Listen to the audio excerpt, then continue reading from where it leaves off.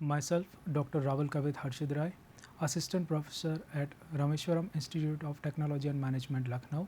So today we are going to study about suspensions, part 3, stability problems and its methods to overcome. So what are the stability problems with the suspensions? So first of all, to understand the stability problems, we have to understand and we have to take a brief overview that what is a stable suspension. So a stable suspension can be redisposed homogeneously with moderate shaking, and it also easily poured throughout its shelf life. So that is we call an ideal suspension, or we can say a ideal stable suspension or a good suspension. And the most stable pharmaceutical suspensions are flocculated.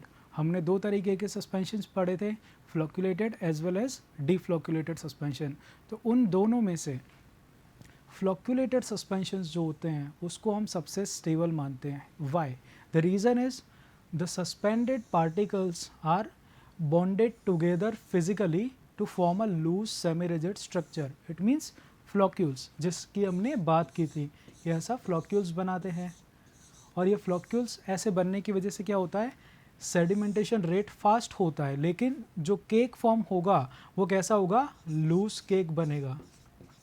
And when the loose cake is formed, this loose cake can be easily redispersed with moderate shaking. अब अगर हम non फ्लोक्यूलेटेड या डीफ्लोक्यूलेटेड suspension की बात करें तो क्या होता है, उसमें ऐसे फ्लोक्यूल्स नहीं होते हैं, पार्टिकल्स ऐसे डिस्ट्रीब्यूटेड होते हैं, छोटे छोटे particles as a separate entity. और ये जब धीरे धीरे सेडिमेंट होते हैं तो वो धीरे धीरे सेडिमेंट होते हैं बिकॉज उनका सेडिमेंटेशन रेट है वो लो होगा, स्लो है, वो धीरे धीरे सेडिमेंट हो गए due to small particle size. But यहाँ पे कैसी केक बनाएंगे, हार्ड केक बनाएंगे, राइट. तो जब हार्ड केक बनती है तो ऐसे डीफ्लोक्यूलेटेड सस्पेंशन जो है उसको आप जब रीडिस्पर्स करते हैं तो ईजीली रीडिस्पर्स नहीं होते और स्टेबल फॉर्म में नहीं आते हैं, राइट.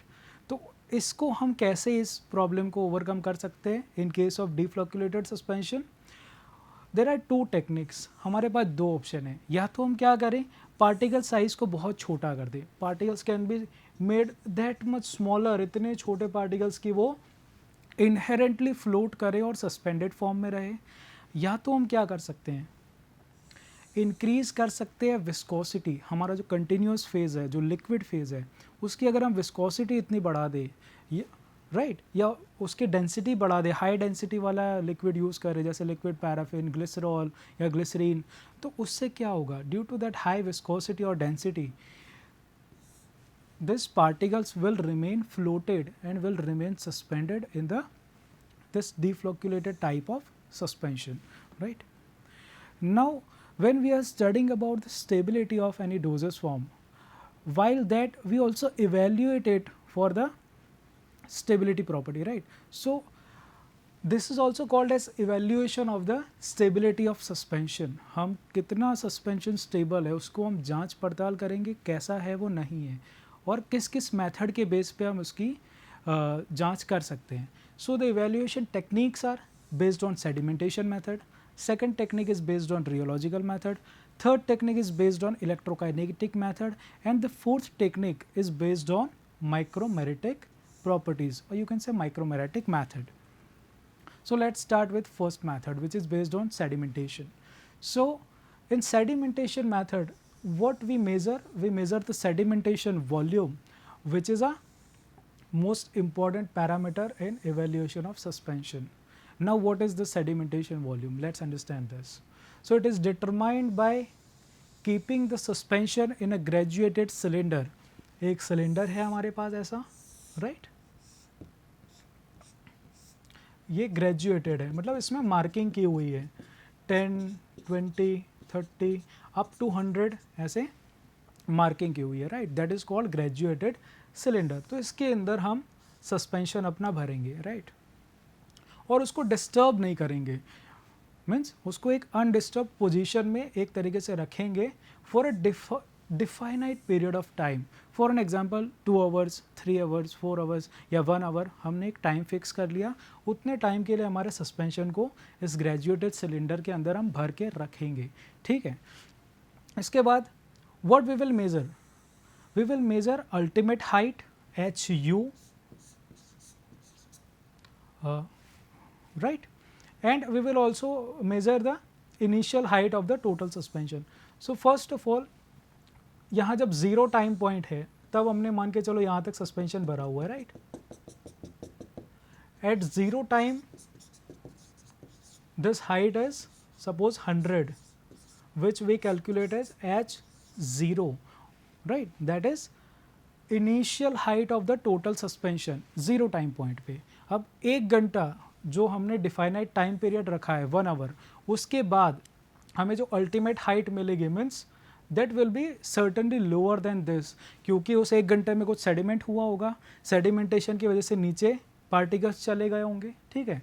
तो आपको वो सपोज यहाँ पे मिला which is HU, the ultimate height, right. Now we can calculate the sedimentation volume कि कितना सेडिमेंटेशन हुआ है, and it is calculated as the ratio of ultimate height which is HU divided by initial height, that is ratio of ultimate height to initial height means HU upon HO, right, or you can say H0.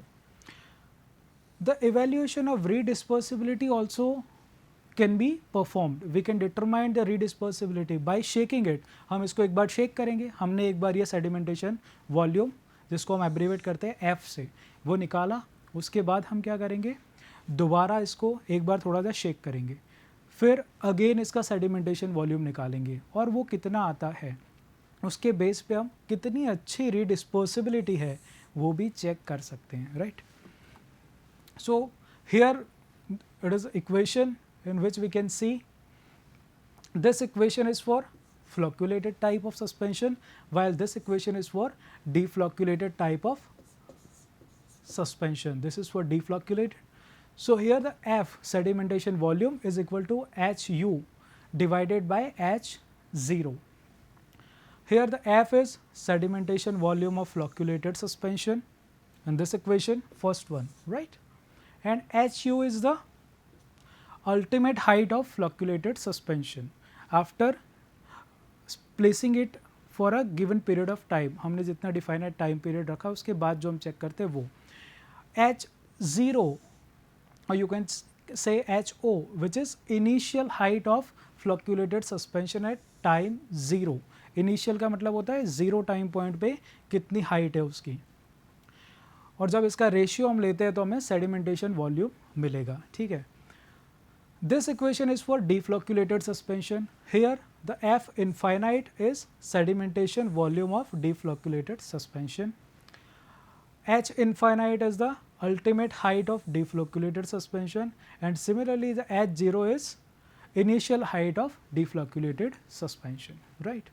तो इस तरीके से हम deflocculated suspension का भी sedimentation volume निकाल सकते हैं, right.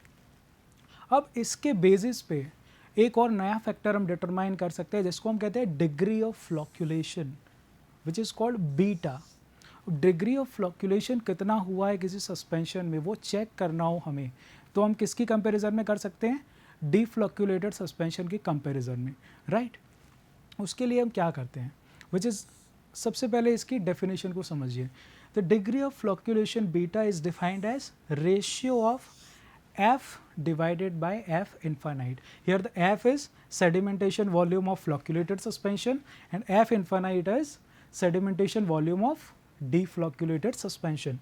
तो हमें क्या करना है, सेम एक्सिपिएंट यूज़ करने हैं, सारे मटेरियल सेम यूज़ करना है और दो टाइप के हमें सस्पेंशन बनाने हैं। एक फ्लॉक्यूलेटेड बनाना है जिसमें फ्लॉक्यूलेटिंग एजेंट ऐड किया हमने, दूसरा बनाएंगे डिफ्लॉक्यूलेटेड सस्पेंशन जिसमें फ्लॉक्यूलेटिंग एजेंट नहीं यूज़ किया गया है, ठीक है। अब ये दोनों सस्पेंशन को हम इवेल्यूएट करेंगे और सेडिमेंटेशन वॉल्यूम निकालेंगे और फिर उसका रेशियो लेंगे, right. So F by F infinite, ये करने से हमें क्या मिलेगा, डिग्री ऑफ फ्लॉक्यूलेशन का पता लगेगा। उसको थोड़ा सिंप्लीफाइड किया हुआ है यहाँ पे इक्वेशन का, तो हम यहाँ देख सकते हैं कि beta is equal to F divided by F infinite which is equal to, अगर इसका ओरिजिनल इक्वेशन डाला जाए तो एफ का क्या था, for fluctuated suspension it is H U by H zero divided by F infinite का इक्वेशन क्या है, H infinite by H zero, उसको डालेंगे H zero would be nullified and what we will get, H ultimate of flocculated suspension divided by h infinite of deflocculated suspension, right. So that is the simplification of this equation, and we can simply check this degree of flocculation by this method also, by just checking the ultimate height of flocculated suspension and ultimate height of deflocculated suspension after specific period of time. Now we can also check the rheological stability by rheological method. So it provides information about settling behavior as well as viscosity of the suspension. Here we use Brookfield viscometer to study the viscosity, or you can say viscous property of the suspension, right. And we will not go into the depth of this thing because we have very much large list of parameters that we have to discuss. The third method is electrokinetic method. So based on the electrokinetic property of the suspension, we check it and we evaluate it for the electrokinetic characteristic like zeta potential, and based on that we claim it as a stable or non-stable, right. So here the determination of surface electric charge, which is generally called as zeta potential of a suspension, is helpful to find out the stability of the suspension. If the suspension is having a certain and good amount of surface charge, the particles are having surface charge, suppose positive charge is there, right, this particle is also having positive charge, right. Then what will happen, this positively charged particles, solid particles will repel each other, वो आपस में एक दूसरे को विरुद्ध दिशा में force provide करेंगे और रिपेल करेंगे, ठीक है, पास में नहीं आएंगे, और पास में नहीं आएंगे तो एग्रीगेट नहीं बनेगा, एग्रीगेट नहीं बनेगा तो सेडिमेंट नहीं होगा, और आपका सस्पेंशन लॉन्ग टाइम के लिए सस्पेंडेड फॉर्म में रहेगा, ठीक है। तो जीटा पोटेंशियल होना एक अच्छी बात है, सरफेस चार्ज ज़रूरी है किसी भी सस्पेंशन की स्टेबिलिटी के लिए, right. And high zeta potential produce more stable suspension because of controlled flocculation, ज़्यादा फ्लक्चुलेशन नहीं हो जाता है, राइट। फ्लक्चुलेटिंग एजेंट अगर डाला भी हो तो एक अमाउंट में फ्लक्यूल्स बनते हैं, ऐसा नहीं कि इतना बड़ा फ्लक्चुलेशन हो गया कि पूरा का पूरा एक पाउडर जैसा लंप फॉर्मेशन हो गया, राइट। तो उसको वो अवॉइड करता है and it provides stability to the suspension. And zeta potential can be calculated from the velocity of the migration of the particles and it can be measured by electrophoretic method. तो इसके detail में अभी हम नहीं जाएंगे, बाद के lectures में जाएंगे। माइक्रोमेरिटिक मेथड, माइक्रोमेरिटिक प्रॉपर्टीज़ के बेस पे भी हम सस्पेंशन को इवेल्युएट कर सकते हैं और वो स्टेबल है कि नहीं उसका पता लगा सकते हैं। The stability of suspension depends upon the particle size of the disperse phase. जो हमारे सॉलिड पार्टिकल्स है उसकी पार्टिकल साइज कितनी है, उसके बेस पे भी हम स्टेबल है सस्पेंशन या नहीं है वो पता लगा सकते हैं। The size of particle in suspension sometimes grow due to some changes, and और चेंज क्या होंगे वो हम बाद में पढ़ेंगे, ठीक है। तो ये जब अगर साइज़ अल्टर होती है, मान लो साइज़ 5 माइक्रोन थी और वो बढ़ के 50 माइक्रोमीटर हो गई है, then it can ultimately lead to formation of lump और caking, and such changes in particle size और particle size distribution and the crystal formation may be studied by two methods, microscopic evaluation and counter method, जिसमें हम particle size check करते हैं, right. So by this method also we can evaluate our suspension for any stability and specific characteristic properties. Now what are the stability problems associated with the suspension and how we can overcome that, right. So these are the list of problems, 11 problems are specific, and for each and every problem we will have a solution that how to overcome that. So caking and redispersibility, change in color, viscosity changes, crystal growth, deflocculation, microbial growth, foaming, dispersion of hydrophobic drugs, rapid settling, pH change, change in particle size. ये main problems है जो suspension के साथ में होते हैं, stability problems माने जाते हैं, और इसका कैसे निवारण किया जाएगा वो भी हम देखेंगे, right. So caking and redispersibility in case of deflocculated suspension what happens, जैसे हमने आगे भी पढ़ा था, the insoluble solid particle settles at the bottom but at a very slow sedimentation rate and which make cake, which is also called a caking phenomena, right. That this happens due to sedimentation rate of deflocculated suspension which is very slow because of the smaller particle size, and the small particle size have lesser void space, बीच में ज़्यादा जगह नहीं छोड़ते हैं, छोटे छोटे particle से आपस में आके एकदम चिपक जाते हैं और नीचे एक हार्ड केक बनाते हैं, ठीक है, विच इज़ डिफ़िकल्ट टू रीडिस्पर्स, उसको शेक करने पे वो केक टूटेगा नहीं, अच्छे से रीडिस्पर्स नहीं होगा पार्टिकल सारे, ठीक है। तो ये केकिंग एक बहुत बड़ा प्रॉब्लम है स्पेसिफिकली फॉर डीफ्लोक्यूलेटेड सस्पेंशन। अब इस प्रॉब्लम को हम ओवरकम कैसे कर सकते हैं, क्या हमारे पास सोल्यूशन है, दो सोल्यूशन है। First, by using the flocculating agent, या तो हम डीफ्लोक्यूलेटेड सस्पेंशन ना बनाएं, हम फ्लोक्यूलेटेड सस्पेंशन बनाएं, राइट। उसके लिए हम क्या ऐड करेंगे, flocculating agent like electrolytes, surfactants and polymers. Second option क्या है, by using the viscosity enhancing agent, अगर हम कंटिन्यूस फेज की विस्कोसिटी बढ़ा देंगे तो जो हमारे स्मॉल पार्टिकल्स है वो इतनी आसानी से नीचे सेटल डाउन नहीं होंगे और ज़्यादा टाइम पीरियड तक अपनी पूरी शेल्फ लाइफ के दौरान वो सस्पेंडेड रहेंगे और एक अच्छे स्टेबल सस्पेंशन की तरह बरकरार रहेंगे। For that what we can use acacia, tragacanth and agar gum, right. Now the problem is change in colour. ये एक प्रॉब्लम ऐसा है जो स्पेसिफिक केस में आपको देखने को मिलता है, व्हेन योर सब्सटेंस और योर पार्टिकल और the drug is light sensitive. So whenever we have made a formulation or suspension in which the API or excipient or any of them is light sensitive in nature, it may change their color in presence of light. अगर उसको आप light में रखे रहोगे हो सकता है उसका ऑक्सीडेशन हो गया, रिडक्शन हो गया, डिग्रेडेशन हो गया और उसका कलर चेंज हो गया लाइट के प्रेजेंस में। समटाइम्स क्या होता है, due to increased surface area and decreased particle size, जैसे हम देखते हैं कि जब पार्टिकल साइज बहुत कम कर दी जाए तब भी उस पर अगर जब लाइट गिरती है तो आपको एक विजुअलाइजेशन होता है, colour difference, change in colour आपको दिख सकता है, right. So how to avoid this problem, first of all if the preparation is light sensitive और photo sensitive, what you need to do, the bottle should be capped in dark place, आपको ऐसी dark place पे रखना होगा जहाँ पे उस तक लाइट पहुँच ही ना सके, राइट। दूसरा क्या ऑप्शन है, either you can store in a amber coloured bottle. Amber coloured bottle का मतलब क्या होता है, आपने देखा होगा कुछ सिरप की बॉटल होती है या सस्पेंशन की बॉटल जो ब्लैक कलर की होती है, ब्राउन कलर से दिखती है, they are called amber coloured bottle. तो ऐसी बॉटल यूज़ करेंगे जिसके अंदर लाइट पास नहीं हो सकती है, right. Then the another problem associated with suspension is viscosity changes.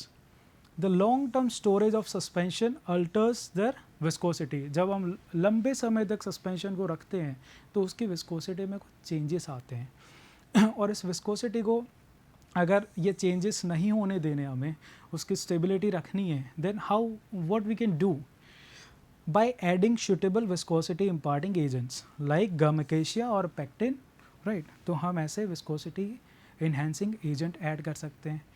then the next problem is crystal growth. sometimes ऐसा होता है कि कुछ over the time ऐसी ऐसी condition बदलती है तो हमारी product में suspension में crystal growth होने लगता है। कैसे हो सकता है, on storage of suspension the changes in temperature, काफ़ी बार आपने देखा होगा, आपने कुछ टाइम के लिए 2 दिन फ्रिज में रखा या कूल टेम्परेचर पे रखा, 2 दिन आपने धूप में रख दिया, बाहर रख दिया। सपोज़ सीजनल चेंजेस हुए, ठंड का टाइम था तब आपने परचेज़ किया था, उसके बाद गर्मियों का टाइम आ गया, रूम टेम्परेचर नॉर्मली ही इतना बढ़ गया तो टेम्परेचर चेंज हुआ। PH change, presence of impurity, अगर कोई इम्प्योरिटी रह गई आपके फॉर्मुलेशन में, या sometimes low solubility of the drug, आपका जो सॉलिड पार्टिकल्स है उसकी सॉल्युबिलिटी बहुत कम है वहाँ पे, तो उस केस में क्या हो सकता है, क्रिस्टल ग्रोथ हो सकता है आपके सस्पेंशन में। और इसको हम ओवरकम कैसे कर सकते हैं?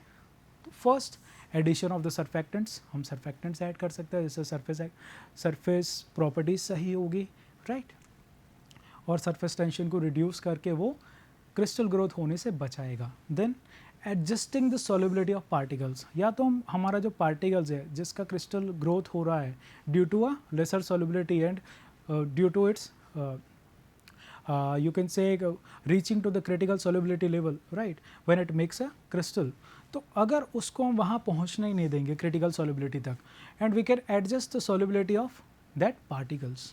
Then avoiding the temperature changes, सबसे अच्छी चीज़, अगर आप जब भी देखा होगा किसी भी फॉर्मुलेशन को स्टोर करना हो तो उसकी स्टोरेज गाइडलाइंस होती है, 2 to 8 डिग्री में स्टोर करना है, कोल्ड टेम्परेचर पे या रूम टेम्परेचर पे, so you have to stick to that particular labels or particular notes, right, and adjusting pH of preparation or suspension so that the pH change will not occur, right। ये 4 solution है जिससे हम crystal growth को prevent कर सकते हैं। Then deflocculation, deflocculation is also a problem. जब आप फ्लॉक्यूलेटेड सस्पेंशन बना रहे हो उसमें आपने फ्लॉक्यूलेटिंग एजेंट भी यूज़ किया है, but over the time sometimes क्या हो सकता है, फ्लॉक्यूलेटिंग एजेंट की अगर इफ़ेक्ट थोड़ी कम होने लगी है तो उस केस में फिर फ्लॉक्यूलेटिंग आपका सस्पेंशन जो है, फ्लॉक्यूलेटेड सस्पेंशन, वो थोड़ा बहुत डीफ्लॉक्यूलेशन की तरफ चलता है, राइट, वो अच्छे से फ्लॉक्यूल्स नहीं बना पाता है। वो क्यों हो सकता है? these factors, these 3 factors promotes the deflocculation of a suspension, means deflocculation of a flocculated suspension, keep in mind। Degradation of drug, या तो आपकी जो ड्रग है वो डिग्रेड हो गई है, पीएच चेंजेस हुए हैं, या तो adding of electrolytes in excess amount, आपने ज़्यादा अमाउंट में अगर इलेक्ट्रोलाइट्स ऐड कर दिए हैं जो हमें फ्लॉक्यूलेशन के लिए ऐड करने थे, इन दैट केस ऐसा होता है कि वो उसका रिवर्स एक्शन देता है और फ्लॉक्यूलेशन के बदले डीफ्लॉक्यूलेशन करने लगता है, right.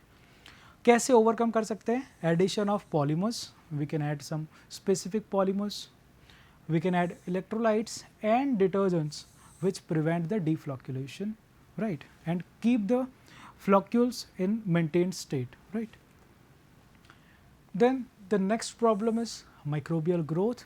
So microbial growth generally take place at pH 6.5 to 7.5, which is around neutral pH, right, and that's why the suspension possessing neutral pH are more prone to microbial growth, right, while the suspension having acidic pH or basic pH don't promote growth of microorganism, because acidic pH पे और basic pH पे microbes grow नहीं कर पाते हैं, right। तो हम इसको कैसे प्रिवेंट कर सकते हैं? जितने भी न्यूट्रल pH वाले सस्पेंशन है इसमें खास करके प्रॉब्लम आती है, राइट, जो एसिडिक और बेसिक है उसमें दिक्कत नहीं आती है।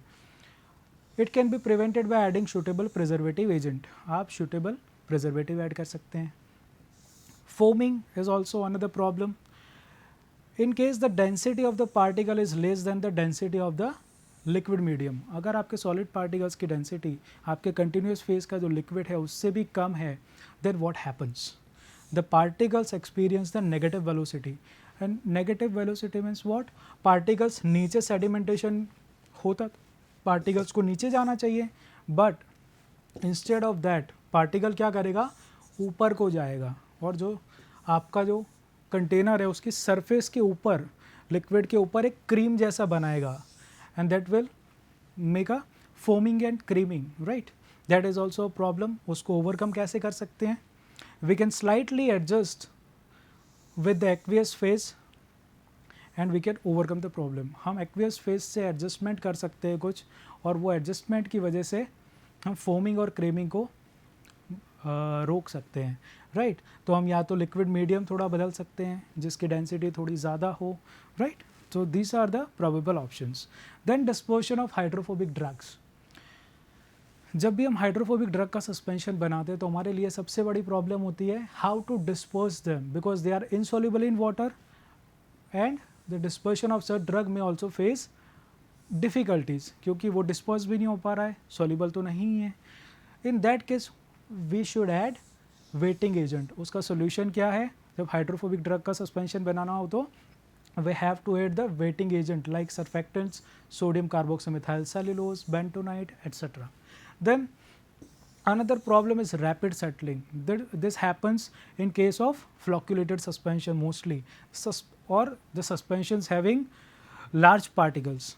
The suspension may experience fast settling of particles under certain conditions, and it can be prevented by decreasing the particle size or enhancing the viscosity of the liquid medium.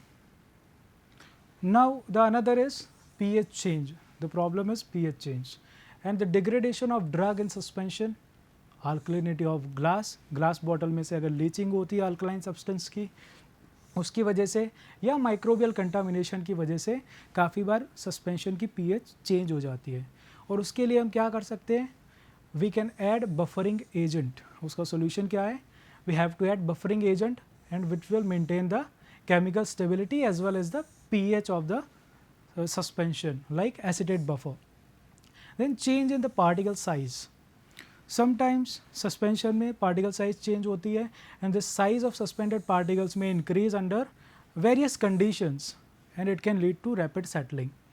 How we can overcome? We can add viscosity imparting agent which can prevent this problem. Thank you. This is it for today.